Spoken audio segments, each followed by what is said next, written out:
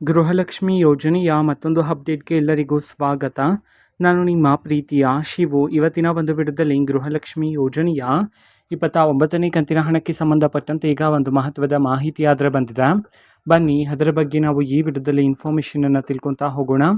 So ವಿಡಿಯೋವನ್ನು start ಮಾಡ್ತೀನಿ. ಅದಕ್ಕಿಂತ ಮೊದಲು ನೀವಿನ್ನೂ ನಮ್ಮ ಚಾನೆಲ್ಗೆ ಸಬ್ಸ್ಕ್ರೈಬ್ ಮಾಡದೇ ಇದ್ರೆ ಈ ಕೂಡಲೇ ಚಾನೆಲ್ಗೆ ಸಬ್ಸ್ಕ್ರೈಬ್ ಮಾಡ್ಕೊಳ್ಳಿ ಮತ್ತು ಲೈಕ್ ಮಾಡಿ. ಸೊ ಈಗ ನಾವು ಇನ್ಫಾರ್ಮೇಷನನ್ನು ತಿಳ್ಕೊತಾ ಹೋಗೋಣ.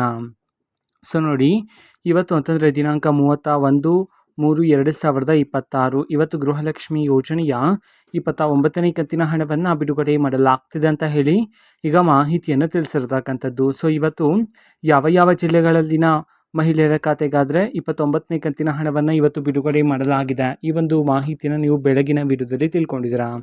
ಇವತ್ತು ಎಷ್ಟು ಸಾವಿರ ಜನ ಮಹಿಳೆಯರಾದರೆ ಗೃಹಲಕ್ಷ್ಮಿ ಯೋಜನೆಯ 29ನೇ ಕಂತಿನ ಹಣವನ್ನು ರಿಸೀವ್ ಮಾಡಿಕೊಳ್ಳಲಾಗಿದೆ. ಈ ಒಂದು ಇನ್ಫಾರ್ಮೇಷನನ್ನು ನಾವು ತಿಳ್ಕೊಳ್ಳೋದಾದರೆ ಇದೀಗ ಬಂದಿರತಕ್ಕಂಥ ಮಾಹಿತಿಯ ಪ್ರಕಾರ ಇವತ್ತು ಕರ್ನಾಟಕದಲ್ಲಿರ್ತಕ್ಕಂತಹ ಮಹಿಳೆಯರಲ್ಲಿ 4,000ದಿಂದ 5,000 ಮಹಿಳೆಯರಾದರೆ ಇವತ್ತು ಗೃಹಲಕ್ಷ್ಮಿ ಯೋಜನೆಯ 29ನೇ ಕಂತಿನ ಹಣವನ್ನು ಇವತ್ತು ರಿಸೀವ್ ಮಾಡಿಕೊಳ್ಳಲಾಗಿದೆ ಅಂತ ಹೇಳಿ ಇದೀಗ ಮಾಹಿತಿಯನ್ನಾದರೆ ತಿಳಿಸಿರ್ತಕ್ಕಂಥದ್ದು.